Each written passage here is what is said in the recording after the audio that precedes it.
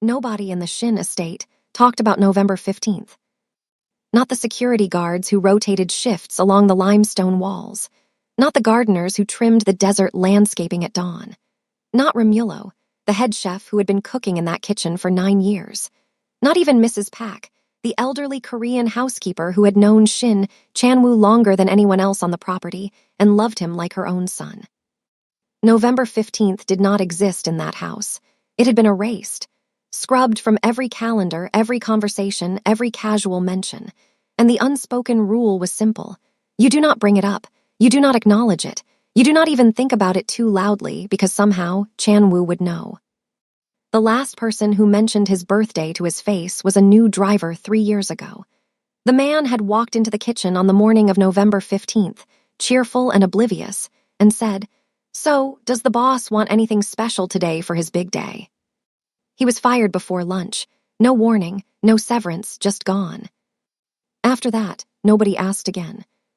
So on the morning of November 13th, when Brenda Holloway was on her hands and knees polishing the hardwood floor in the East Wing hallway and overheard 2 security guards whispering near the kitchen entrance, she should have just kept scrubbing. One of them, a stocky guy named Derek, who always smelled like spearmint gum, leaned toward the other and muttered, "2 days out. You know what that means." The other guard, a tall man named Reggie, immediately shook his head. "Bro, do not even say it." "I am just saying, the whole house gets weird around this time every year. Because everybody with sense knows to keep their mouth shut. His birthday is not a thing. You understand? It is not a thing." Brenda's hand stopped moving on the floor. She had been working in this house for 7 months. 7 months of ironing shirts, organizing files, scrubbing marble counters, making beds with hospital corners so sharp you could cut yourself on them. 7 months of moving through the rooms of a $28 million estate in Scottsdale, Arizona, like a ghost who happened to carry a mop. In those 7 months, she had learned Shin Chanwoo's routines better than she knew her own heartbeat. She knew he took his tea at exactly 6:45 a.m., no sugar, steeped for 4 minutes and not a second more. She knew he preferred his study organized with files color-coded by project, blue for his construction firm, green for the luxury car dealerships, black for the private security contracts. She knew he only ate traditional Korean food on Sundays, and that he sat a little straighter when Mrs. Pak set the dishes in front of him, like the food was pulling him back to somewhere he used to belong. She knew he ate dinner alone, every single night at a table built for 12. She knew he stood on his balcony at 3 a.m. sometimes, staring out at the desert like he was looking for something that was not there anymore. And she knew, because she had cleaned every inch of this mansion, that there was not a single personal photograph anywhere in the entire house. Not on the walls, not on the shelves, not on his desk, not anywhere. A $28 million estate, and not one single picture of anyone he loved.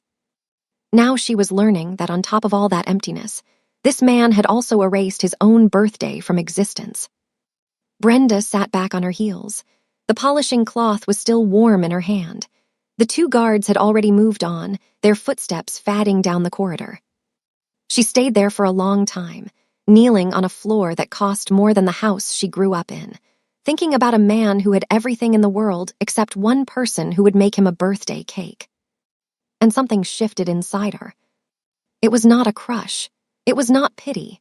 It was something deeper and harder to name, the kind of recognition that happens when you look at another person's loneliness and see your own reflection staring back. She stood up slowly. She tucked the cloth into her apron. She looked down the hallway toward the wing where Chanwoo's study sat behind a heavy oak door that was always closed. And she made a decision that was either the bravest or the stupidest thing she had ever done. She was going to throw Shin Chanwoo a birthday, whether he wanted one or not. But here is the thing nobody in that house knew yet. What Brenda was about to do on the night of November 15th would not just leave Chanwoo speechless. It would crack open a wound he had spent 15 years sealing shut.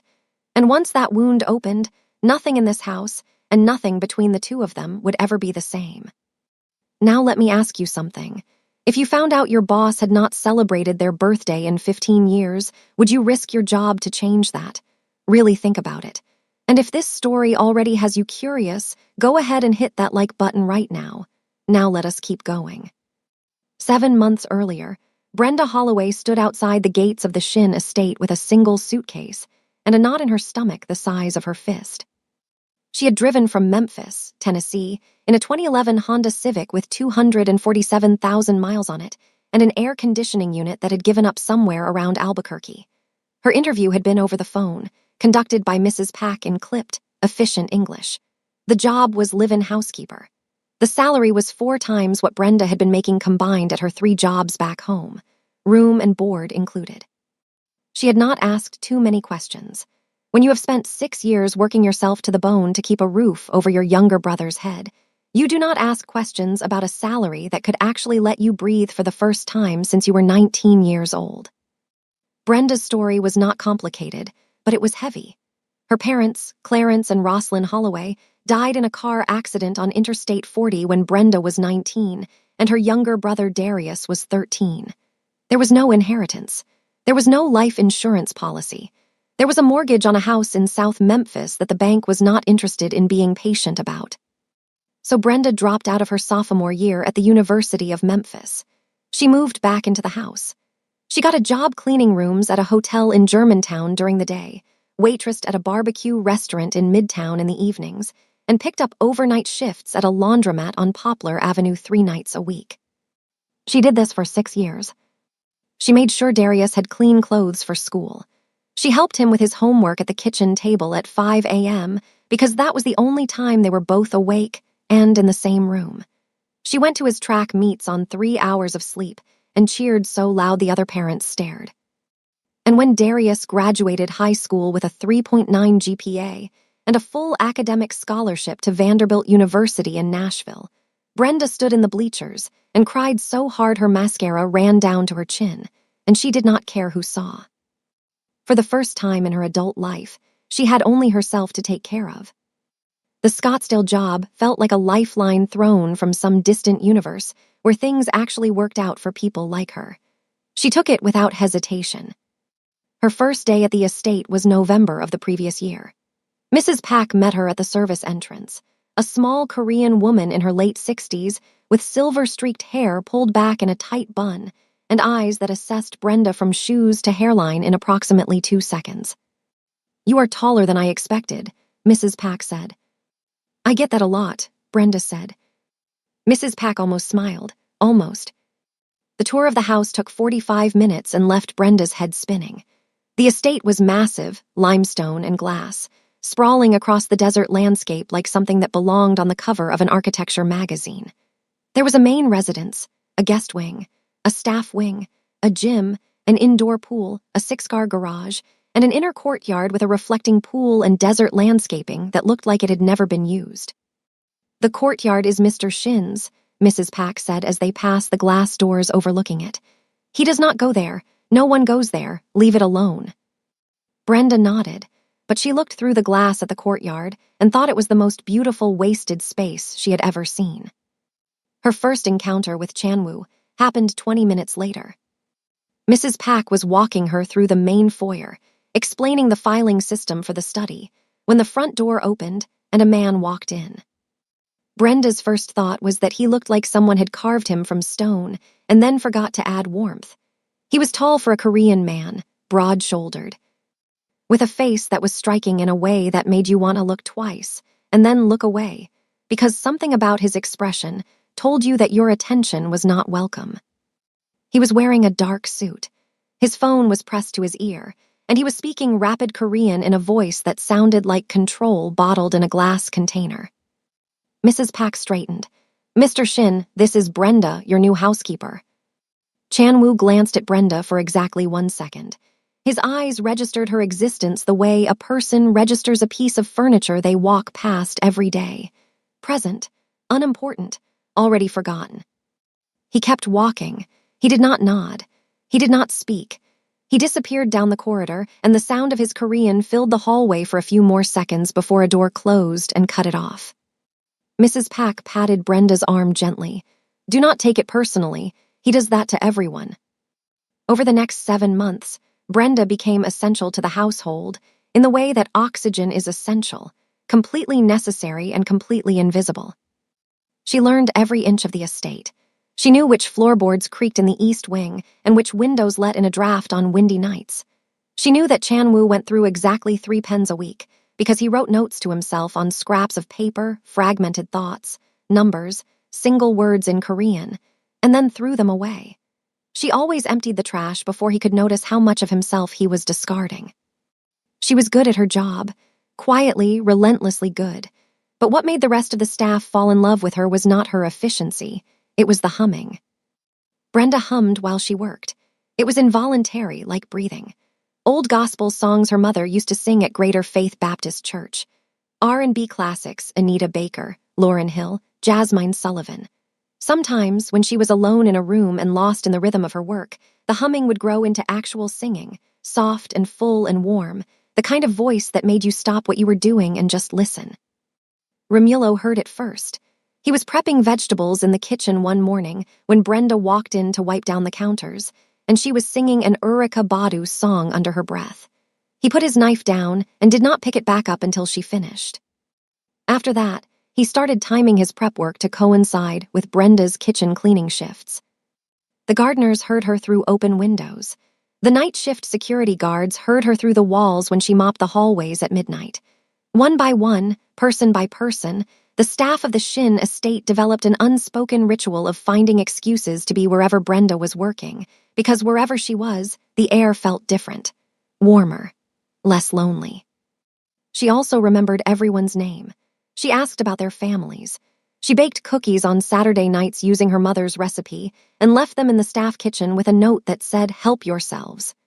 She brought hot coffee to the overnight security guards without being asked, because she noticed they were always cold by 2 a.m. and too proud to complain about it.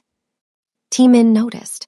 Kwon Taemin was Chan-woo's right-hand man and head of security, a compact, sharp-eyed Korean man in his mid-30s who had been with Chan-woo for 11 years and whose loyalty bordered on religious devotion. Taemin's entire purpose was to protect Chan-woo, and anything unusual registered on his radar like a siren. The unusual thing about Brenda was how much the staff loved her. In Taemin's experience, that kind of universal affection was either genuine or the most sophisticated manipulation he had ever seen. He ran a background check on her. It came back clean. Completely, boringly clean. This almost made him more suspicious. He kept watching. Meanwhile, Chan-woo's business life was getting complicated. One evening, Brenda was cleaning the hallway outside his study and heard his voice through the door, louder than usual, speaking in English. He was on a phone call. "I told you my answer, Rizzo. It was no 6 months ago and it is no now. My firm is not for sale." A pause. "Then file whatever you want to file. I have been threatened by better men than you." Another pause. Then Chan-woo's voice dropped to something cold and flat, like metal on metal. "Everyone has a price? That is interesting, because the last person who tried to put a price on my name is now running a parking lot in Hoboken. Have a good evening." The call ended. Brenda heard something heavy placed on the desk, possibly a phone, possibly a fist. Then silence. She finished cleaning the hallway and moved on, but she remembered the name. Rizzo. That night, alone in her small room in the staff wing, Brenda lay on her back and stared at the ceiling. She thought about Chan-woo sitting alone in that study behind a closed door. She thought about 12-seat dining tables and 3 a.m. balconies and the total absence of photographs. She did not yet know about the birthday. She did not yet know about his mother. She did not yet know about the locked drawer in his desk. But she knew enough. She knew the shape of loneliness when she saw it, because she had worn that shape herself for 6 years. November 13th, 2 days before the birthday that did not exist. Brenda sat on the edge of her bed at 6 a.m. with a notebook and a pen, and a feeling in her chest that was somewhere between determination and pure insanity. She had 72 hours. She had almost no money, her savings were thin because she had been sending extra cash to Darius for textbooks, even though he told her to stop. She had no authority in this house. She was staff. The lowest-ranking staff, in fact. She cleaned things. That was her entire scope of power. And she was about to organize a secret birthday celebration for a man who had fired someone just for mentioning the word. She started with Mrs. Pack. She found the older woman in the kitchen at 6, 8:30 a.m., drinking barley tea and reading a Korean newspaper. Brenda sat down across from her and said, "Mrs. Pack, I need to tell you something, and I need you to hear me out before you say no." Mrs. Pack looked at her over the rim of her cup. "This is not a promising beginning." Brenda told her. She told her she knew Chan-woo's birthday was on November 15th. She told her she wanted to do something for him, nothing big, nothing loud, nothing that would feel like a party or a spectacle. Something small and real and personal. Something that said, "We see you. You matter." Mrs. Pack set down her tea. Her hand trembled slightly. "You do not understand," the old woman said quietly. "He stopped celebrating after his mother died. He was 17. She was the only person who ever made it special for him. After she passed, he sealed that part of himself away. The birthday became the day he lost her, not the day he was born." "I understand that," Brenda said. "I lost both my parents when I was 19. My birthday was hard for years after. But at some point, someone has to remind you that the day you came into this world still matters, even if the person who celebrated it the most is gone." Mrs. Pack stared at her for a long moment. Her eyes were wet. "What do you need?" she asked. Brenda let out a breath she did not realize she had been holding. Next was Romulo. She found him in the walk-in pantry doing inventory. When she told him the plan, he put down his clipboard and rubbed his face with both hands. "You know what happens if this goes wrong," he said. It was not a question. "We all lose our jobs," Brenda said. "My daughter starts college next year." "I know." "You know, and you are still asking me." "I am still asking you." Romulo was quiet for a while. Then he said, "What do you need me to cook?" The security team was harder. Derek and Reggie were on board immediately because Brenda had earned their loyalty through 7 months of midnight coffee and genuine kindness. But the challenge was T-Min. He would notice any unusual activity. He noticed everything. Brenda's solution was strategic.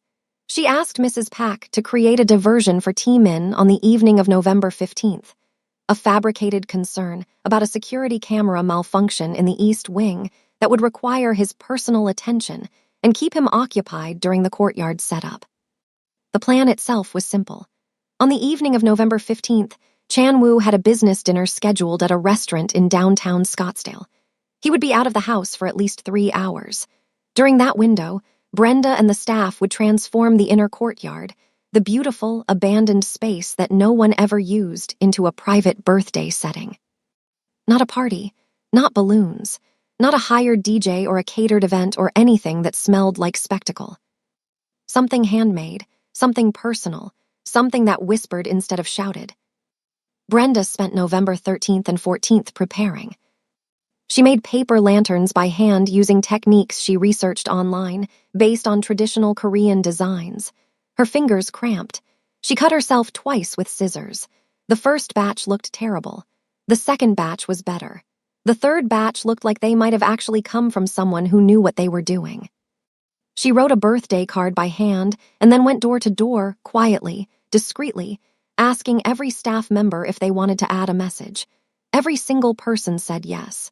The security guard who barely spoke English wrote his message in Spanish and asked Brenda to translate it. She did. The biggest challenge was the food. Brenda had learned from Mrs. Pack that Chan-woo's mother used to make a specific Korean rice cake for his birthday called songpyeon. Small, crescent-shaped cakes filled with sweetened sesame or chestnut, traditionally made during Chuseok, but apparently a special birthday tradition in the Shin household. Mrs. Pack taught Brenda the recipe. They practiced in the kitchen at midnight on November 13th, while Romulo stood guard at the door. The first attempt was a disaster. The dough was too sticky, the filling leaked, and the cakes looked like tiny, misshapen pillows that had been sat on. The second attempt was marginally better but still wrong. The texture was off. The filling ratio was incorrect. Mrs. Pack shook her head and said, "His mother would not serve these." At 1 a.m. on November 14th, running on coffee and stubbornness, they tried again. This time, Brenda adjusted the flour ratio based on Mrs. Pack's corrections. She shaped each cake carefully, pinching the edges closed with her fingertips, pressing the pattern into the top the way Mrs. Pack showed her. When the first one came out of the steamer, Mrs. Pack picked it up, turned it over in her hands, and brought it to her mouth. She chewed slowly, then she closed her eyes. "Yes," she whispered. "That is it, that is her recipe." And then Mrs. Pack cried. Standing in the kitchen at 1 a.m. in her house slippers, holding a songpyeon that tasted like a dead woman's love, she cried. Brenda held her and let her cry and did not try to make it stop. The next complication arrived in the form of Taemin's suspicion. On November 14th, he noticed that 2 security guards had switched shifts without authorization. He noticed Mrs. Pack leaving the kitchen later than usual. He noticed Brenda carrying supplies to her room that were not cleaning supplies. He did not know what was happening, but his instincts told him something was off, and Taemin's instincts had kept Chan-woo alive for 11 years. He started watching Brenda more closely. That evening, Brenda called her cousin Felicia in Atlanta. Felicia Holloway was 22, loud, loving, and the closest thing Brenda had to a sister. When Brenda told her what she was planning, Felicia was silent for approximately 4 seconds, which was a personal record. "Bren, let me make sure I am hearing this correctly. You are planning a secret birthday party for a man who does not even know your last name." "It is not a party. It is more like a gesture." "A gesture for your billionaire boss, the Korean one, who you told me has never once said good morning to you." "He is not a billionaire, I do not think, and it is not about that." "Then what is it about?" Brenda was quiet for a moment. "It is about nobody should feel like the day they were born does not matter, Felicia. Nobody." MMHMM. "And this has nothing to do with the fact that you described this man to me as, and I quote, the most beautiful, sad person I have ever seen." "I never said that." "You absolutely said that. October 3rd. I have receipts." Brenda hung up on her, but she was smiling. Later that night, she thought about something she had not told Felicia. 2 weeks ago, she had been cleaning Chan-woo's study late in the evening, well past her usual shift, because she had gotten behind on the filing. She thought the room was empty. She was on her knees organizing the bottom shelf of his bookcase when the door opened. Chan-woo walked in. He stopped when he saw her. For a moment, they were 3 feet apart. He was standing. She was kneeling. The desk lamp cast warm light across the room, and in that light she saw his face without its usual armor, not cold, not controlled, just tired. Deeply, profoundly tired. He said, "You are always here." She said, "That is my job." He said nothing else. He walked to his desk and sat down. She went back to organizing the shelf. And for the next 20 minutes, neither of them spoke, and neither of them acknowledged that the silence between them felt different from any silence that had come before. It was comfortable, it was safe. It felt, for those 20 minutes, like they were 2 people who did not have to perform for each other. Brenda finished the shelf and left the room and did not look back, because she was afraid that if she looked back, he would see something on her face that she was not ready to explain. That memory was in her mind as she lay in bed on the night of November 14th, staring at the ceiling, knowing that tomorrow she was going to either change everything or ruin everything. She did not sleep. November 15th arrived with a desert sunrise that turned the sky over Scottsdale into liquid copper. Brenda was up by 5 a.m. She went through her normal routine, tea for Chan-woo at 6:45, cleaning schedule, filing, laundry. She moved through the house with the same quiet efficiency as always, but her pulse was running about 30 beats faster than usual and her hands would not stop trembling. The first crisis hit at 2 p.m. Chan-woo's business dinner was scheduled for 6:30 p.m. at a high-end restaurant in downtown Scottsdale. At 2 p.m., Brenda overheard Taemin on the phone in the security office saying the dinner had been canceled. The other party had rescheduled. Brenda's stomach dropped to the floor. If Chan-woo stayed home, the entire plan collapsed. She could not set up the courtyard with him in the house. He would notice. He would ask questions. It would be over before it started. She found Mrs. Pack in the laundry room and whispered the problem. Mrs. Pack thought for exactly 10 seconds and then picked up the internal phone and called Taemin directly. "Taemin, I just received a call from the Paradise Valley dealership. The new display vehicles arrived with incorrect registration paperwork.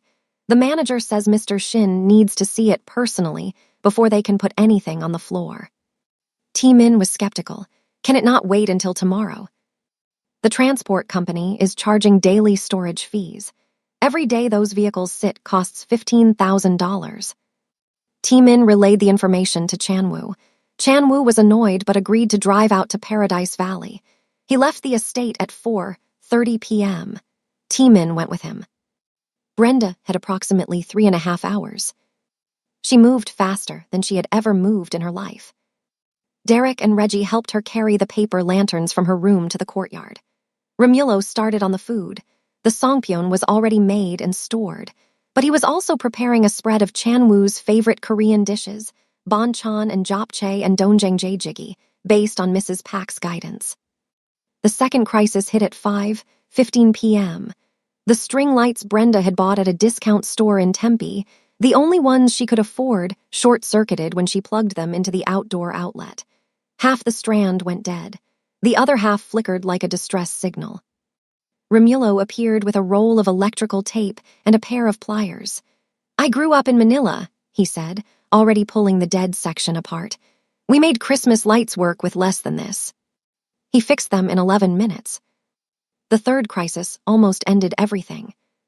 At 6:45 p.m., Brenda was carrying the tray of songpyeon through the east corridor toward the courtyard.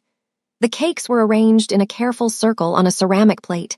Mrs. Pak had provided a plate from Mrs. Pak's own collection, hand-painted, because his mother would have used something beautiful.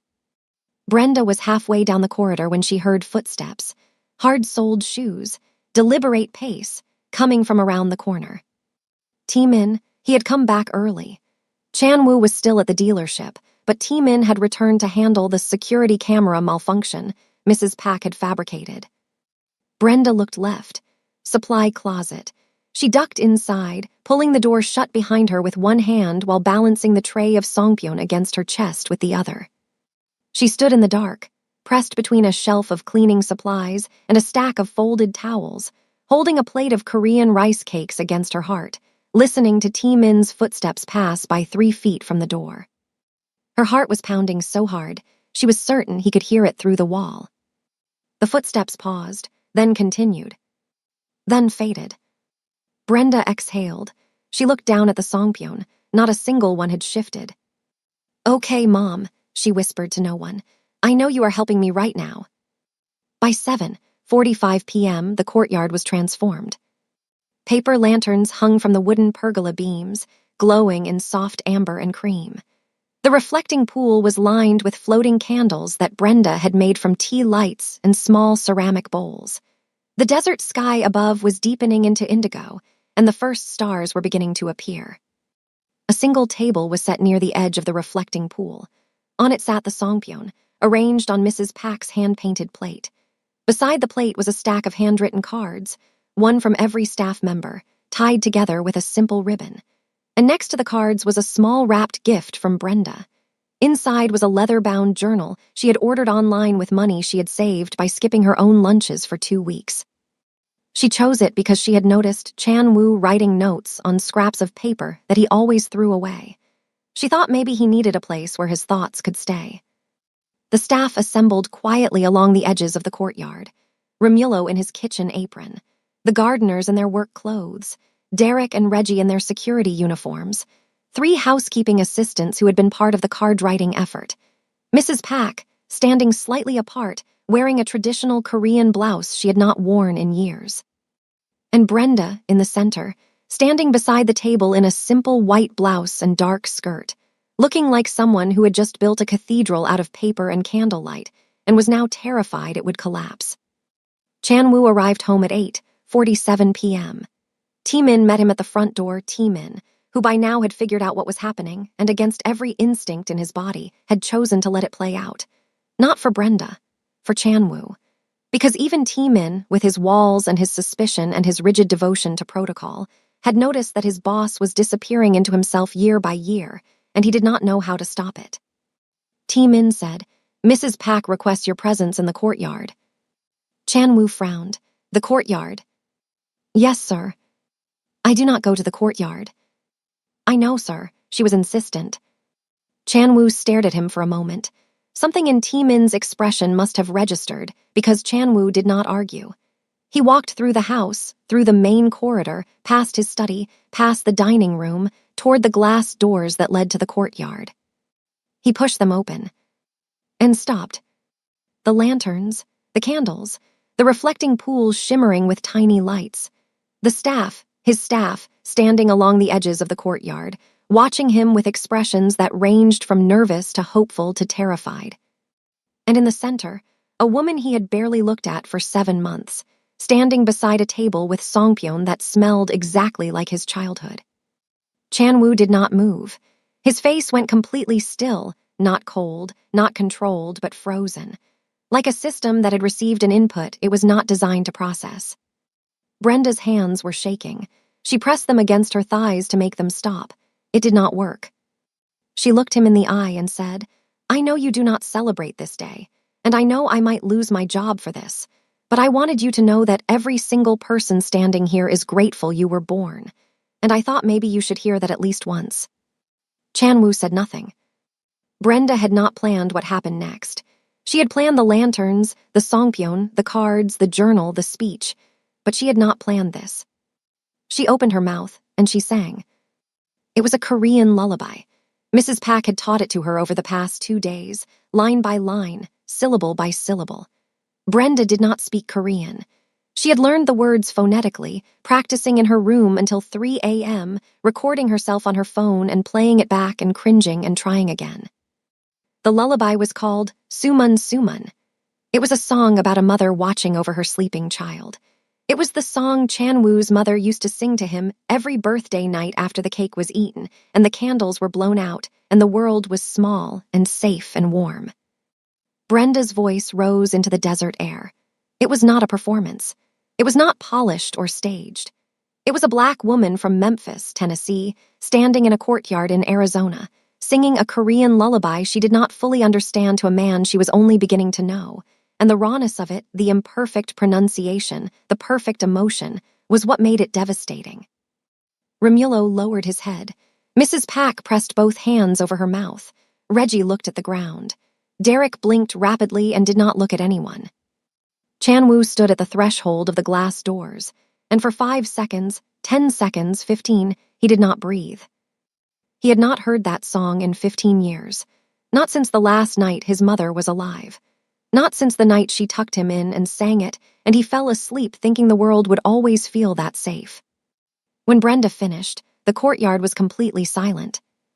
Chan-woo looked at the songpyeon, his mother's recipe. He looked at the paper lanterns that Brenda had made with her own hands. He looked at the people standing around the edges of the courtyard, people who worked for him, people he paid, people he had never asked a single personal question, and they were all here on a night they could have been resting because a woman with a mop and a voice told them it mattered. He looked at Brenda. He said one word, quietly, almost to himself. "How?" Then he turned and walked back into the house. Brenda's heart dropped through her chest. She felt the air leave her lungs like someone had punctured them. She looked at Mrs. Pak with wide eyes, and Mrs. Pak shook her head gently. "Wait," the old woman said. She pointed through the glass doors. In the dim hallway, just barely visible, Chan-woo had stopped walking. He was standing with one hand pressed against the wall, his back to the courtyard, his head bowed. His shoulders were shaking.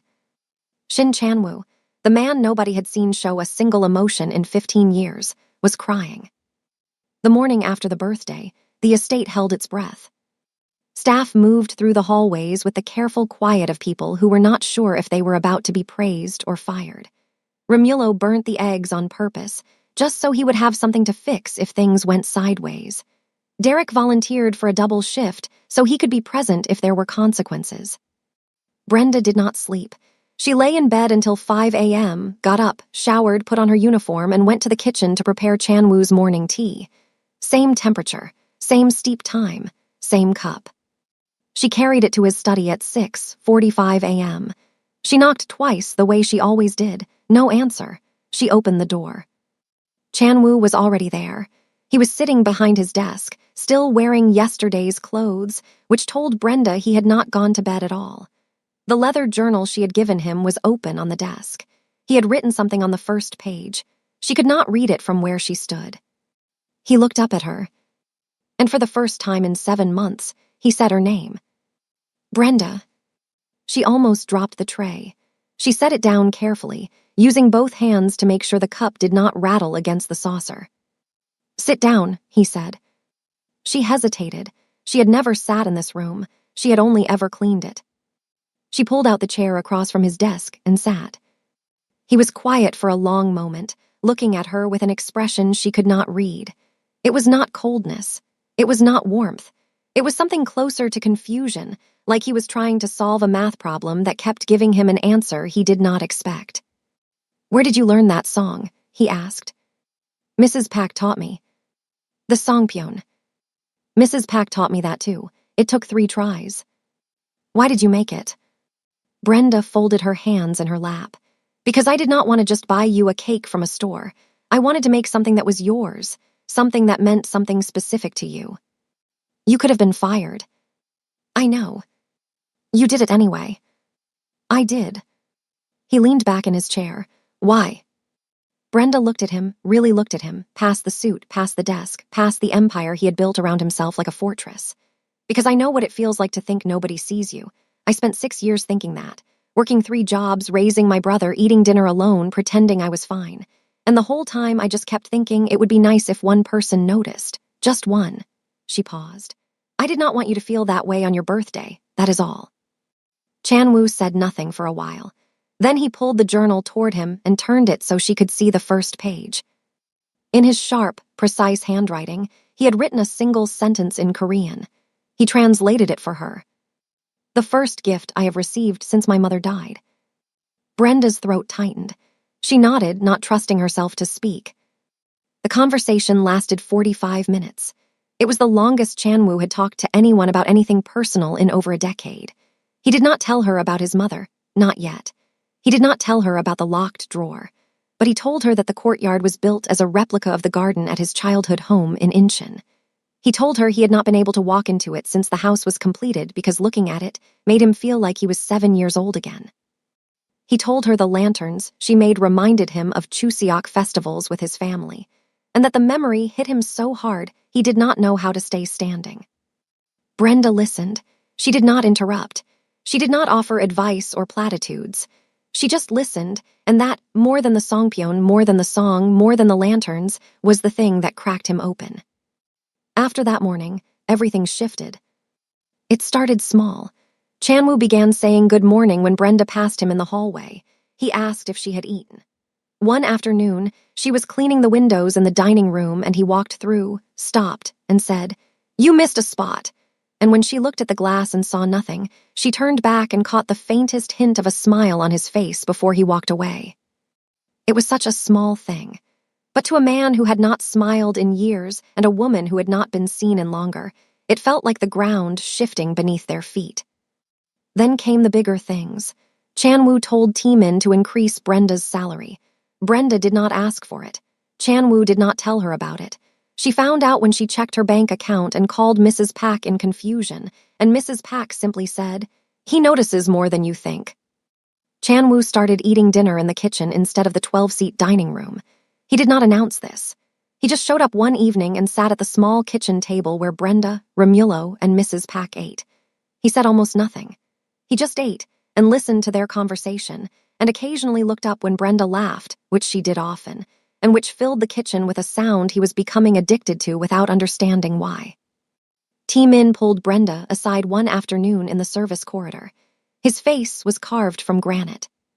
"Whatever you think is happening here, stop," he said. "You are staff. He is the boss. People who blur that line in this house do not last." Brenda met his eyes. "Nothing is happening, Taemin. I did something kind for someone who needed it. That is all." "Keep it that way." She walked away, her heart hammering, not because of Taemin's warning, because she was starting to suspect he was right, something was happening, and she did not know how to stop it. She was not even sure she wanted to. One evening, a week after the birthday, Brenda was in the courtyard. Chan-woo had asked the gardeners to start maintaining it again, trimming the desert plants, cleaning the reflecting pool, replacing the burned-out lights.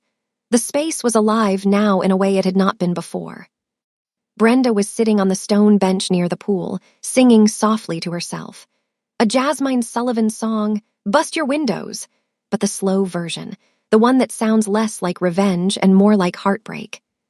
She did not know that Chan-woo was standing on his balcony directly above, leaning on the railing, listening. He stood there for 8 full minutes. When she stopped singing, he stayed for 3 more, standing in the dark, memorizing the silence she left behind. Meanwhile, the business war with Vincent Rizzo was escalating.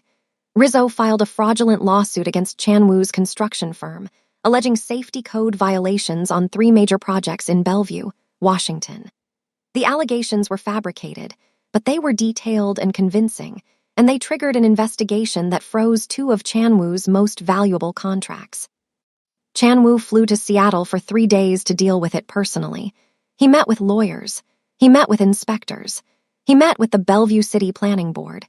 He spent 72 hours in a state of controlled fury, disassembling Rizzo's claims point by point. While he was gone, the estate felt hollow. Brenda went about her work, but the rooms felt too big and too quiet, and she could not explain why the absence of a man who used to pretend she did not exist now felt like a hole in the center of her day. When Chan-woo returned, he found Brenda in the kitchen washing dishes. He stood in the doorway for a moment before she noticed him.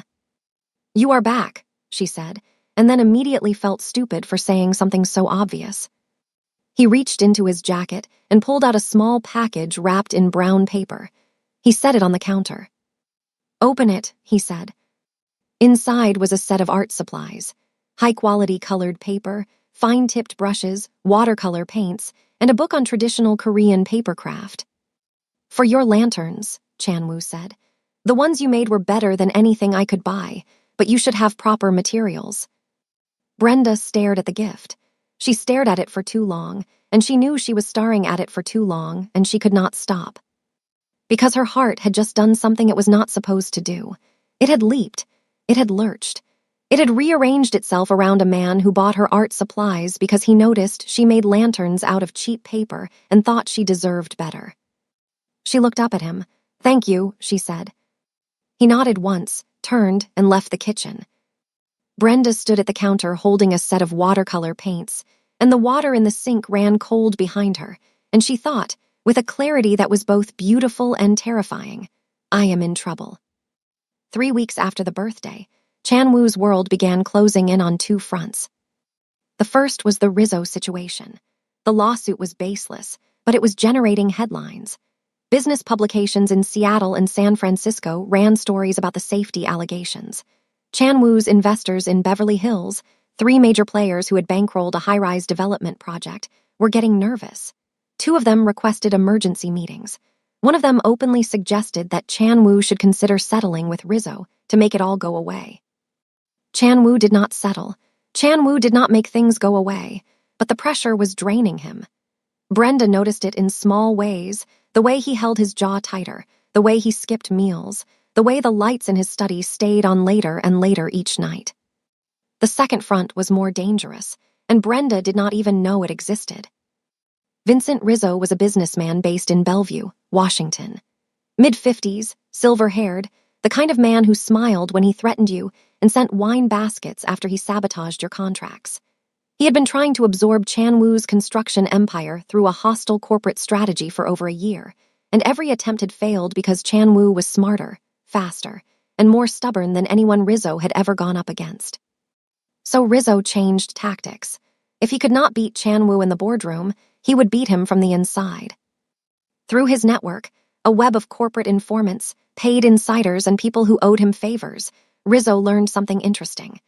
Shin Chan-woo, the man who showed no weakness, who ate alone and spoke to no one and operated like a machine made of discipline and silence, had started behaving differently. He was spending more time at home.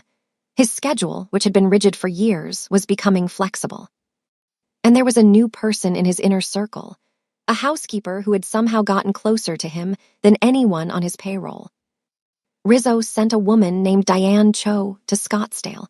She presented herself as a representative from a Korean-American investment group interested in partnering with Chan-woo's construction firm. Her real job was intelligence gathering. During the meeting at the estate, held in the formal living room while Brenda served tea and refreshments, Diane noticed everything. She noticed the way Chan-woo's eyes tracked Brenda as she moved through the room. She noticed the way Brenda placed his tea on the table with a familiarity that was too personal for a servant. She noticed that Chan-woo's voice, which had been flat and businesslike throughout the entire meeting, softened by one barely perceptible degree when he said, "Thank you, Brenda." Diane reported back to Rizzo that evening. "There is a woman," she said. "Not a romantic partner, a housekeeper, but he watches her, and she has influence. The entire staff follows her lead." Rizzo's response was immediate. "Find out everything about her." Within a week, Rizzo's people had pulled Brenda's entire background, her parents' deaths, the debt she had accumulated during the 6 years of raising Darius, her brother's scholarship at Vanderbilt, her cousin Felicia in Atlanta, her credit score, her employment history, every address she had lived at since she was 19. Brenda Holloway had done nothing wrong in her entire life. She was clean, but that did not matter to Rizzo. He did not need her to be guilty. He just needed her to look guilty. Back at the estate, Chan-woo and Brenda were circling each other in a dance neither of them had formally acknowledged. Late one night, Brenda was cleaning the hallway outside Chan-woo's bedroom. It was past midnight. She should have been done hours ago, but she had fallen behind because she spent the evening helping Mrs. Pak reorganize the pantry, and she did not like leaving tasks unfinished. She was wiping down the baseboards when she heard something through Chan-woo's bedroom door. His voice, but not the voice she knew, not the controlled, measured voice that commanded rooms and ended phone calls. This voice was small, young, fractured. He was speaking Korean in his sleep, and even though Brenda did not understand the words, she understood the sound. She had made that sound herself in the months after her parents died, when she would dream about her mother and wake up reaching for someone who was not there. He was calling for his mother. Brenda stood outside that door with tears running silently down her face. Her hand hovered over the doorknob. She did not turn it. She did not go in. That was not her place. That was not her right. But the next morning, she made songpyeon again. Not for an occasion, not for a holiday, just because. She placed the plate outside his study door with a handwritten note that said, "You are not alone." Chan-woo found it when he opened the door at 6:30 a.m. He read the note. He stood in the doorway for a long time. Then he walked to his desk, opened the locked drawer, the one that had been closed for 3 years, and placed Brenda's note inside. Right next to the photograph of his mother on his 7th birthday. The last birthday she ever made him a cake. 2 days later, Tae-min confronted Chan-woo directly. They were in the security office, reviewing the status of the Rizzo situation, when Tae-min closed the door and said, "Boss, I have been with you for 11 years. I have never questioned your judgment, but I need to say something and I need you to hear it." Chan-woo looked at him. "This woman," Tae-min said, "Brenda, she is changing the way you operate. You are distracted. You are making decisions based on emotion instead of strategy. She is a risk." Chan-woo was quiet for a long moment. Then he said, "She is the only person in this house who has never asked me for anything." Tae-min opened his mouth, closed it. He had no argument for that because it was true. Then the first attack came. Brenda was in her room on a Tuesday evening when her phone rang. Unknown number. Arizona area code. She picked up. A man's voice, smooth, polite American accent, said he represented a talent investment group based in New York City. He said they had identified her brother Darius as a top candidate for a prestigious paid internship at a major firm in Manhattan. Full housing, full stipend, connections that could launch his career. All Brenda had to do was meet with them, answer a few questions about her current employer. Nothing major, just context. Something about the man's voice made Brenda's skin crawl. It was too smooth, too prepared. The offer was too perfect, arriving too conveniently from a number she did not recognize. She said, "I am not interested," and hung up. She sat on her bed for a long time afterward, holding her phone, staring at the wall. Her instinct told her something was wrong, but she did not know what. She did not know who Vincent Rizzo was. She did not know she was being targeted. And she did not tell Chan-woo about the call, because in her mind she was protecting him. She was handling it. She was being strong. This was a mistake that would cost her everything. The envelope arrived 4 weeks after the birthday. It was delivered to T-Min by courier. No return address, no sender name, just a thick manila envelope sealed with clear tape. Inside were 32 pages of documents, emails, financial transfer records, communications logs. All of them pointed to Brenda Holloway.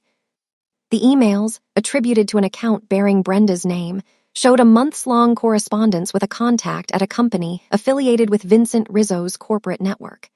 The messages contained confidential details about Chan-woo's construction projects, bid amounts, investor identities, contract timelines, information that only someone inside the household would have access to. The financial transfers showed money moving from an untraceable source into an account linked to Darius Holloway's name at a bank branch near Vanderbilt University. Small amounts, irregular intervals, designed to look like payment for information delivered over time. The fabrication was sophisticated. The dates aligned with real events. The dollar amounts were plausible. The email language was casual and personal in a way that sounded like a real person rather than a generated document. It was a masterpiece of forgery, and it was all completely fake. But T-Min did not know that. He brought the envelope to Chan-woo's study at 9 p.m. on a Thursday night. He placed it on the desk without a word and stood back. Chan-woo opened it. He read every page. His face did not change, not a muscle, not a flicker. But his hands, T-Min noticed this, his hands stopped moving. They rested flat on the desk, palms down, fingers spread, pressing into the wood like he was trying to hold himself in place. Like the ground beneath him had just vanished, and his hands on the desk were the only thing keeping him from falling. "How long have you known?" Chan-woo asked. "The envelope arrived an hour ago," T-Min said. "I do not know who sent it, but the content is detailed, specific. It matches real data." Chan-woo was quiet for a long time. Then he said, "Bring her." T-Min left the room. 5 minutes later, Brenda walked into the study. She was in her evening clothes, a soft gray sweater over a white t-shirt, her hair pulled back. She had been reading in her room. She looked relaxed. She stopped being relaxed the moment she saw Chan-woo's face. It was the face from her first day, the one that looked through people like they were glass. No warmth, no recognition, no trace of the man who had sat in the kitchen eating dinner with her, who had given her art supplies, who had listened to her sing from his balcony in the dark. That man was gone. The man in front of her was stone. He pushed the documents across the desk. "Explain," he said. Brenda looked down at the papers. She picked them up. She read the first email and her face went blank, not with guilt, but with genuine confusion. She read the second page. The third, the financial transfers. "I have never seen these emails," she said. "I do not have this email account. I have never contacted anyone about your business. I do not even know what half of these documents are referring to. The payments to your brother's account. I send my brother money from my paycheck. I have done that since he started school. It comes from my bank account, not from whatever this is." "There was a phone call," Chan-woo said. "Several weeks ago, someone contacted you about your brother, about an internship." Brenda felt the blood drain from her face. She had not told him about the call. She had not told anyone except No. She had only hung up and moved on. "Yes," she said slowly. "I got a call. A man offered Darius an internship in exchange for information about my employer. I said no. I hung up." "You did not tell me." "I know, I did not."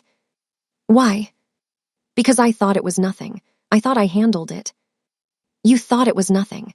Someone contacted you, asked about your employer, and you thought it was nothing." "Chan-woo, you hid it from me." The word hid landed between them like a grenade. Brenda flinched. "I was not hiding anything. I did not want to worry you. You were already dealing with the lawsuit, I thought." "You thought." His voice was not loud. It was worse than loud. It was empty. "You thought. That is the problem. You do not get to think for me. You do not get to decide what I need to know about my own security." "I understand that now, and I am sorry. But these emails are not mine. These transfers are not mine. Someone is setting me up." "Everyone says that." "I am not everyone." The silence that followed was the worst sound Brenda had ever heard. Chan-woo stood up. He walked to the window. He looked out at the desert, dark and vast and indifferent. "Get out of my house," he said. "Chanwoo, please." "Get out." Brenda stood there. She stood there and waited for him to turn around, to look at her, to see her the way he had been seeing her for the past 4 weeks, as a person, as someone who mattered, as the woman who sang his mother's lullaby in a courtyard full of lanterns. He did not turn around. Mrs. Pack appeared in the doorway. She had heard everything. She stepped forward and said, "Chanwoo, please, she would not do this. I know this girl. She would not." He raised his hand, not in violence, never in violence, but in a gesture that was absolute, a wall slamming shut. "This conversation is over," he said. Mrs. Pack looked at Brenda. Her face was shattered. Brenda walked out of the study. She walked to her room. She stood in the small space that had become her home for 7 months and looked at the walls she had decorated with sketches, the shelf where she kept her mother's Bible, the bedside table where the art supplies from Chanwoo sat in their brown paper wrapping. She left the art supplies on the bed. She packed her suitcase, the same one she had arrived with, the one that had ridden in the back of a dying Honda Civic from Memphis to Scottsdale. She packed her clothes, her mother's Bible, and nothing else. She did not take the lantern-making materials. She did not take the handwritten notes from staff members that she had pinned above her desk. She did not take anything that belonged to this chapter of her life. At 11 p.m., Brenda stood at a bus stop in Scottsdale with her suitcase at her feet and called Felicia. "I need to come to Atlanta," she said. Her voice was steady. It would not stay steady for long. "Bren, what happened? What?" "I will tell you when I get there. I just need a place to stay." "You always have a place. You always have a place, Brenda. You know that." Brenda hung up. She sat on the bench and pressed her hands together and squeezed until her knuckles ached, because if she did not hold herself together physically, she was going to fall apart in public, and she had spent her whole life being too strong for that. Back at the estate, Chanwoo sat in his study alone. The documents were still spread across his desk. The leather journal was closed. The tea Brenda had made that morning sat on the corner, cold and untouched. He opened the locked drawer. He looked at the photograph of his mother. He looked at Brenda's note beside it. The note that said, "You are not alone." He was alone now. And somewhere beneath the anger and the betrayal and the 15 years of practice at shutting people out, a voice in his head, quiet, persistent, refusing to be silenced, whispered, "You just made the worst mistake of your life." 2 weeks after Brenda left, the Shin estate felt like a house with a missing organ. Mrs. Pack performed her duties in silence. She did not hum. She did not sing. She did not make small talk with the security guards. She moved through the rooms like a woman attending a funeral that nobody had officially announced. Romulo burned dinner twice in the first week. Chanwoo suspected this was deliberate. He did not say anything. Derek and Reggie, who had rotated shifts without complaint for years, both requested reassignments. They did not want to patrol the courtyard anymore. When asked why, Derek said, "It does not feel right being out there without her." T-Min was the most unsettled of all, though he would never admit it. He had brought Chanwoo the evidence. He had done his job. He had protected the boss. But late at night, alone in the security office, he kept pulling up Brenda's background file and staring at it. Clean, boringly clean. No debts that could not be explained by a woman raising her brother on 3 jobs. No connections to anyone in Chanwoo's business world. No motive. No reason. Something did not fit. Chanwoo himself was unraveling in ways that only someone who knew him very well would notice. He took his meetings. He reviewed his contracts. He fought the Rizzo lawsuit with his usual precision, but his timing was off. He was half a beat slow on decisions. He was distracted in conversations, drifting mid-sentence, catching himself staring at the courtyard through the glass doors. On November 29th, 2 weeks after the birthday, 12 days after he threw Brenda out, Chanwoo was in a meeting in Beverly Hills with his 3 major investors. One of them was presenting a quarterly report. The numbers were favorable. The Rizzo lawsuit was weakening. Everything was moving in the right direction. Chanwoo heard none of it. He was thinking about the kitchen. He was thinking about the small table where 4 people ate together, and one of them laughed in a way that made the room feel like it had a heartbeat. He was thinking about a woman who learned a Korean lullaby she did not understand, and sang it in a courtyard full of handmade lanterns. Not for money, not for advantage, not for anything except the belief that a lonely man deserved to be celebrated. And then he thought, since when does a spy make songpyeon from scratch at 1 a.m. and cry over whether the texture is right? He excused himself from the meeting. That evening, he called a cybersecurity firm out of San Jose, California, a firm that had no connection to his business, no connection to Rizzo, no connection to anyone who might have a reason to shade the results. He gave them the documents, the emails, the financial records, the communication logs. He said, I want the truth, every layer of it. I do not care what it costs or how long it takes. Trace every IP address, every account, every transfer. And do not talk to anyone about this. Not my lawyer, not my security chief, no one. They said it would take about 10 days. It took 9.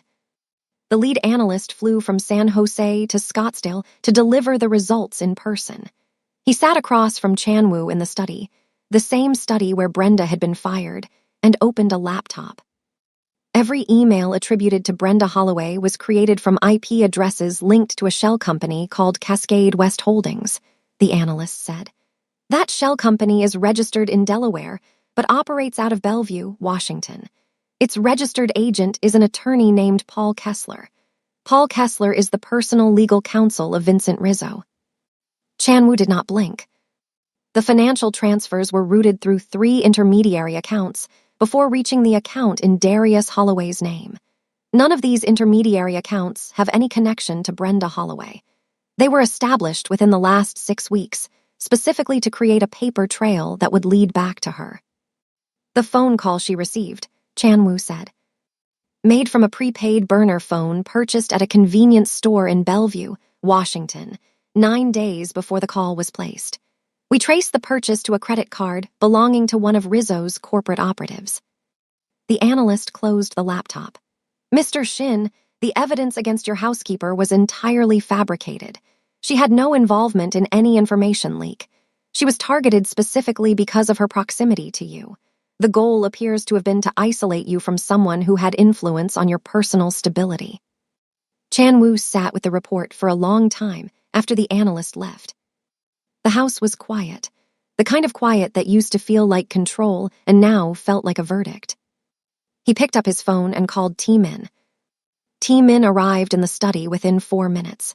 He stood in front of the desk and saw the report and understood immediately.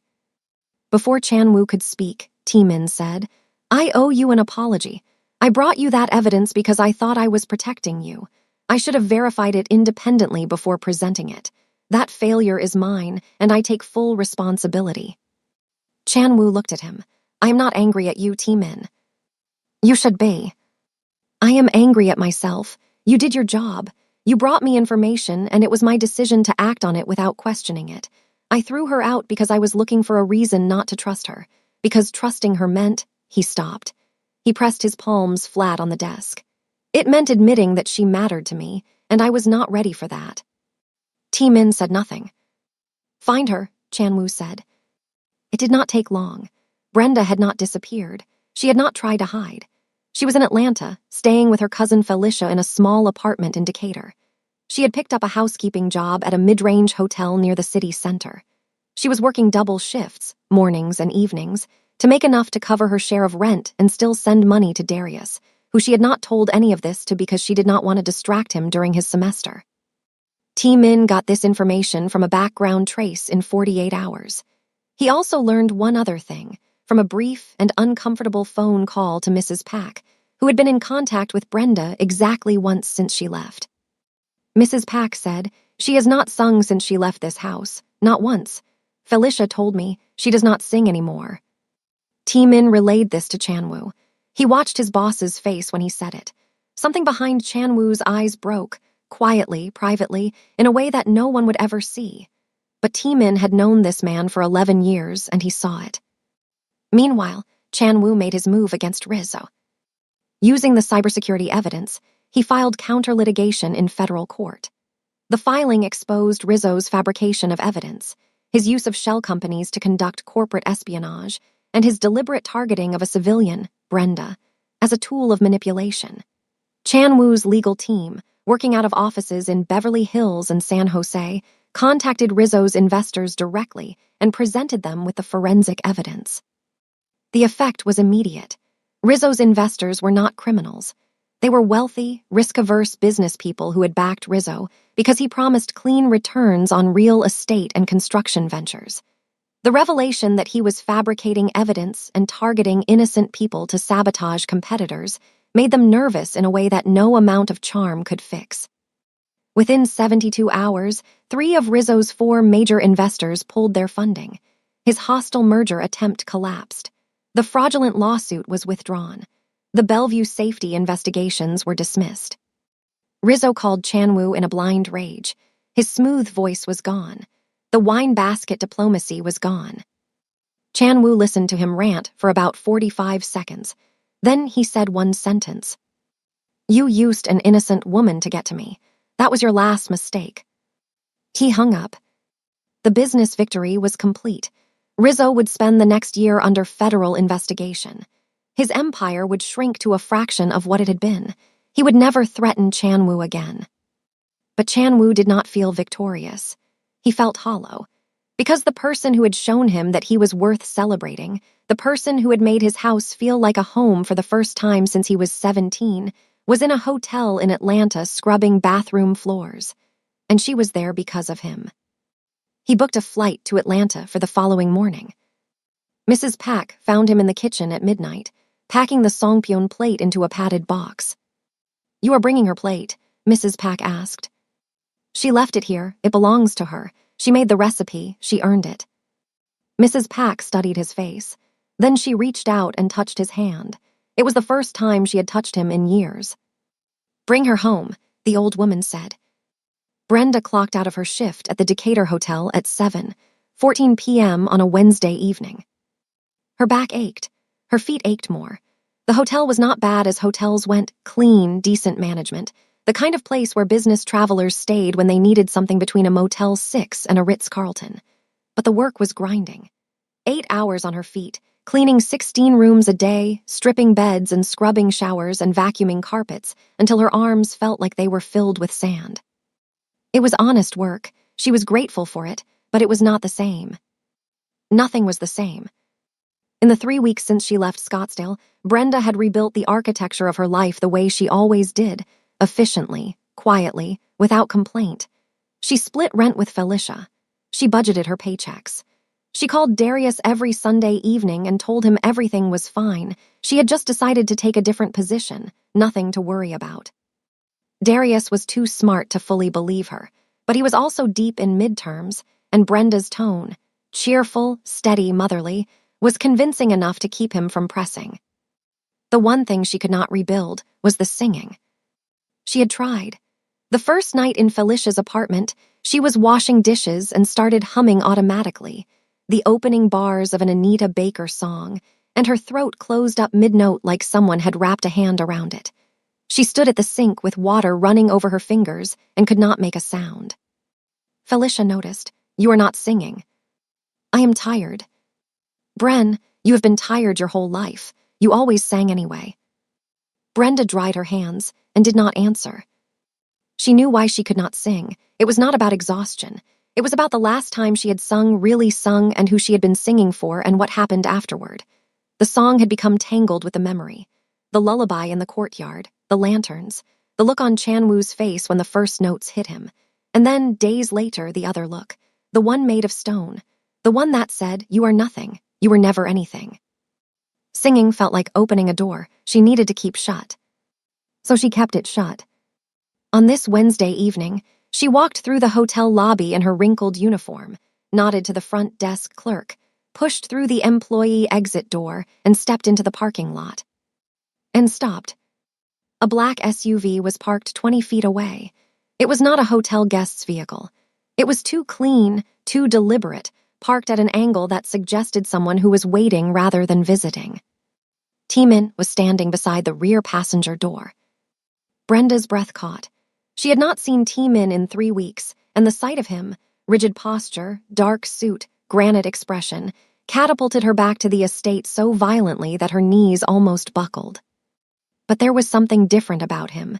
His face was not hostile. It was not suspicious. It was something she had never seen on Kwon Tae-min's face before. It was soft. He stepped aside and opened the rear door of the SUV. Chan-woo stepped out. He was not wearing a suit. He was wearing a simple black shirt and dark jeans. No tie, no cufflinks, no armor. He looked like a man who had not slept in several days, which was true, and who had spent the flight from Scottsdale to Atlanta rehearsing what he wanted to say, which was also true, and who had forgotten every word the moment he saw her standing in a parking lot in a wrinkled hotel uniform with shadows under her eyes and her hair pulled back, and absolutely no idea he was coming. Brenda did not move. Her jaw was tight. Her hands were fists at her sides. She felt the tears building behind her eyes, and she clenched every muscle in her body against them, because she had cried once on a bus stop bench in Scottsdale, and she had promised herself that was the last time. Chan-woo walked toward her. He stopped 3 feet away, the same distance as that night in the study months ago when he had looked at her and said, "You are always here." The same distance as the courtyard when she had looked at him and said, "Every person here is grateful you were born." 3 feet, close enough to reach, too far to touch. He spoke. His voice was rough, like something that had been unused for too long and was remembering how to work. "I know what Rizzo did," he said. "I hired an independent firm. They traced every email, every transfer, every account. All of it was fabricated, created by Rizzo's people to make it look like you were selling information. You were set up, Brenda. You were targeted because he knew you mattered to me, and he knew that destroying my trust in you was the fastest way to destroy me." Brenda said nothing. "I have the proof," he continued. "Every document, every trace, I can show you all of it. And I filed a federal case against Rizzo. His investors pulled out. His company is collapsing. He will never come near you or your brother again." Brenda still said nothing. The tears were winning the war against her muscles.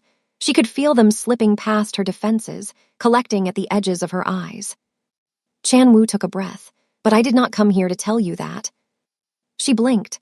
1 tear fell. She did not wipe it. "I came here to tell you that even if I never found that proof, even if I spent the rest of my life not knowing the truth, losing you would still be the worst thing I have ever done." His voice cracked. Shin Chan-woo's voice cracked, and the sound of it went through Brenda like an earthquake. "Because you did something no one has done since my mother died," he said. "You made me feel like I deserved to exist. You learned a song in a language you do not speak. You made my mother's recipe at 1 a.m. until you got it right. You hung lanterns with your own hands in a courtyard I could not even walk into. And you did all of that for a man who never said good morning to you. For a man who looked through you for 7 months like you were furniture." He paused. "You should have hated me long before I gave you a reason to." Brenda's lip trembled. "You threw me out of your house." "I know. You did not even let me explain." "I know. I made you Songpyeon, Chan-woo. I stood in your courtyard and sang a song I did not understand because I thought—" Her voice broke. She pressed her hand against her mouth for a moment, steadied herself, and continued. "Because I thought you were worth it." "You were right," he said. "You were right, and I did not deserve it, and I am standing here because I need you to know that you were not just my maid." Brenda looked at him. "You were the first person in 15 years who made my birthday mean something," he said. "You were the first person who left a note in my drawer that I read every single night after you left. You were the first person who made that house feel like a home." He reached into his jacket and pulled out a folded piece of paper. He held it out to her. Brenda took it. She unfolded it. It was the note, her note, the one she had left outside his study door with the Songpyeon. "You are not alone." But underneath her handwriting, in his sharp, precise script, he had added 3 words. "Because of you." Brenda closed her eyes. The tears came freely now, and she let them, because some things are too heavy to hold with clenched fists and dry eyes. Chan-woo said, "I am not asking you to come back as my housekeeper. I am asking you to come back as the woman I want beside me, not behind me, not below me, beside me, if you will let me earn that." Brenda opened her eyes. She looked at this man. This powerful, broken, terrified man who had flown across the country to stand in a hotel parking lot with no suit and no armor and no guarantee. She said, "You are going to have to do a lot more than show up in a parking lot, Chan-woo." He almost smiled, almost. I know. You are going to have to actually talk to me. About your mother, about all of it. No locked drawers, no walls. I know. And I swear, if you ever tell me to get out again, I will not. How do I know that? He stepped closer. The 3 feet became 2, became 1. Because the last 3 weeks without you were worse than the 15 years before I met you, he said. And I am never going back to that. Brenda studied his face. She had spent 7 months learning to read this man, his routines, his preferences, the tiny shifts in his expression that passed for emotion. She had learned to read him the way a person learns to read a language written in small print, carefully, patiently, one word at a time. And right now, his face was saying something he had probably never said out loud in his life. It was saying, I need you, and that terrifies me, and I am here anyway. She reached out and took his hand. His fingers closed around hers, warm, firm, shaking slightly. Behind them, T-Min turned away from the SUV. He looked up at the sky. He blinked several times in rapid succession. He brought his hand to his face and wiped his eye with the back of his knuckle. He would deny this later, aggressively. 6 months later, the courtyard at the Shin estate in Scottsdale was unrecognizable. The paper lanterns were permanent now, replaced with handmade versions that Brenda had crafted from the high-quality materials Chan-woo bought her, strung along the pergola and around the reflecting pool. The desert landscaping had been expanded with a small garden that Brenda planted herself, herbs, wildflowers, a lemon tree that had no business surviving in Arizona but was somehow thriving out of spite. There was a small stage area near the pool. It was not fancy, just a raised platform with a microphone stand and some soft lighting. Chan-woo had it built after Brenda started a community music project for underprivileged youth in the Phoenix area, free voice lessons, songwriting workshops, and recording sessions for kids who had talent and no access. She had mentioned the idea once on a phone call with Felicia, not knowing Chan-woo was in the next room. The check was written the next morning. He did not ask for credit. He did not put his name on the project. He just made it happen. Darius graduated from Vanderbilt at the end of the spring semester with honors. Chan-woo offered him an internship at the construction firm's Beverly Hills office, legitimately, based on Darius's academic record and a real interview process, because Chan-woo told Brenda that she had raised a brilliant kid, and he was not going to insult either of them by handing him something he had not earned. Darius accepted. He moved to Beverly Hills in June. He called Brenda every Sunday, same as always, except now the conversations were longer and lighter and sometimes ended with Darius saying, "So, is Chan-woo there? Put him on. I need to talk to him about the Bellevue project."